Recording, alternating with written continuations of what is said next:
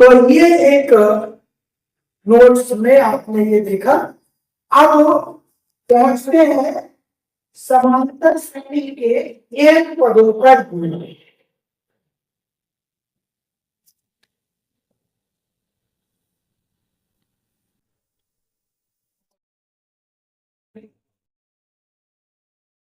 समांतर श्रेणी के n पदों का n पदों का योग, और इस योग को Sn से प्रकट करते, इसे प्रकट करते हैं Sn। ठीक, ये योग कैसे निकलेगा? देखो S बराबर, ठीक, Sn बराबर n पदों तक लिखना है।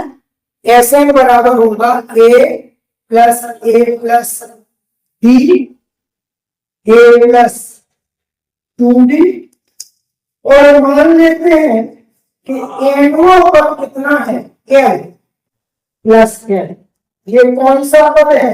n पद। इसकी बाद में वैल्यू रख दो।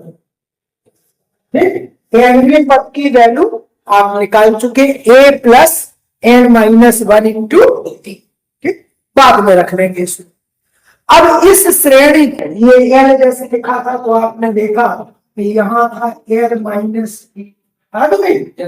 अब इस श्रेणी को हम उल्टा लिख देंगे। ठीक, इसको भी श्रेणी, तो ये तो यहाँ यही रहा ऐसे, यहां आ गया l, तो ये वाला पद आएगा इसके नीचे l माइनस d। इसके ठीक आगे रहा है l माइनस 2d, वो यहां आ जाएगा l माइनस 2d, और ये a पहुंचेगा इसके नीचे, और ये जो a प्लस d है वो यहां आएगा। समझ गए? अब इसको जोड़, ठीक, जोड़ा तो क्या हो गया? देखो इधर आया a प्लस n, पहला पद ये, इधर आया d भी कैंसिल, a प्लस n, ये 2d cancel, a plus n। ठीक, इधर dd cancel, a plus n, और इधर a प्लस n। सब जगह क्या आ गया? a plus n। कितनी बार आएगा ये? n बार, और इधर Sn मिलके क्या हो गया? 2Sn। ठीक, समझ पाए? तो ये हम जब एक बार इसको जोड़ना का मतलब n से गुणा कर दो, a प्लस l। ठीक है, तो कितना हो जाएगा बच्चों? ये हो जाएगा ट्वाइस ऑफ Sn, ये हो गया ट्वाइस ऑफ Sn बराबर n into a plus n, या Sn बराबर हो गया n by 2 into a plus n। सो ये फॉर्मूला आपको मिल गया बच्चों। ये किसी समांतर श्रेणी के n पदों का योग बराबर होता है n by 2 into a plus l। a प्रथम पद है और l अंतिम पद। ठीक, किंतु l बराबर कितना है? कहीं कहीं पर ये भी यही फॉर्मूला लगेगा सॉल्व करने में। हो सकता है वो पहला पद और अंतिम पद दे दे और पदों की संख्या दे दे, तो ये है। किंतु l बराबर tn है, l बराबर क्या है? tn। ठीक है, और tn तो tn का मान था a plus n minus 1 into d। ठीक है, तो आप l का मान रख सकते हैं। ठीक, तो यहां से अब ये फॉर्मूला चेंज होकर के तब क्या हो जाएगा? तब यहां से हो जाएगा बच्चों Sn equal to n by a plus l की value a plus n minus 1 into d। तो अगर कॉमन डिफरेंस दिया है तो फिर ये उसके पदों में ये हो जाएगा Sn equal to n by 2 2a plus n minus 1 into D. So ये हुआ दूसरा फॉर्मूला, समांतर श्रेणी के n पदों का योग जब n दिया हो और सार्वंतर दिया हो। ठीक, तो ये फॉर्मूला लगा लेंगे। और जब n दिया हो, प्रथम पद दिया हो, इसमें प्रथम पद दिए, प्रथम पद दिया हो और अंतिम पद दिया हो, तो वो वाला फॉर्मूला यूज करेंगे। सो ये हुआ समांतर श्रेणी के n पदों का योगफल का सूत्र। ठीक, जैसे कहा जाए कि 1 से लेकर के 100 तक की संख्याओं का योग मान लो निकालना है, एग्जाम्पल के तौर पर यहां पर एग्जाम्पल। ठीक है, 1 से 100 तक की प्राकृत संख्याओं का योग। तो अब यहां पर एक बेनिफिट हमको मिल रहा है।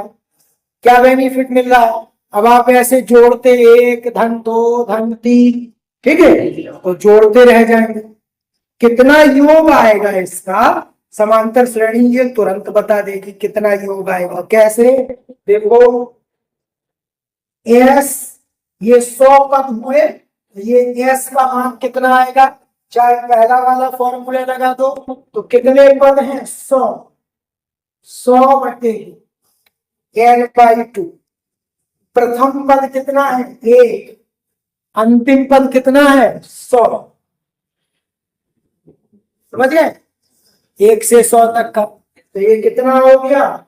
50 गुणे 101।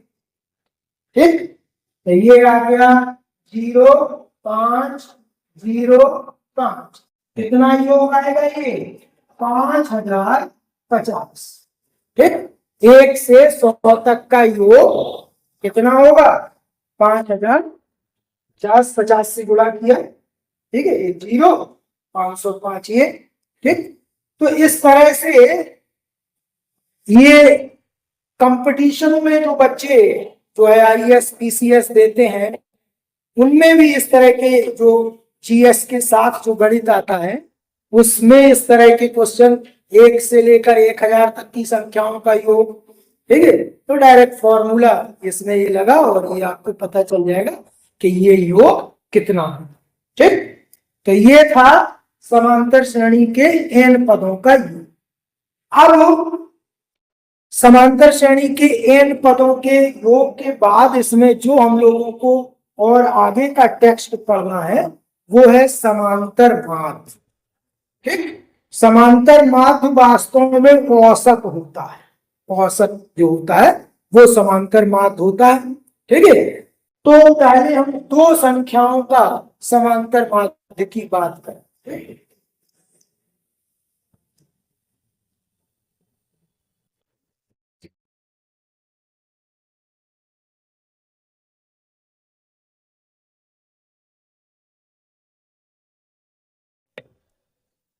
तो 2 संख्याओं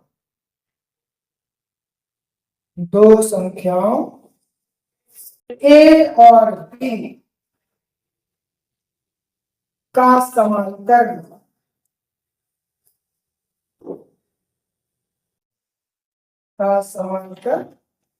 मान, और इसको बच्चों कैपिटल A से प्रकट करते हैं।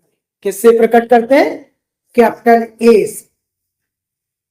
माध्य का मतलब बीच में आए। ठीक, A और B के बीच। तो यहां से क्या स्पष्ट हो रहा है? स्पष्ट है कि A comma capital A comma B बीच में रख दिया। तो अगर ये समांतर माध्य है तो ये समांतर श्रेणी बनेगी। ठीक है, एक समांतर श्रेणी होगी,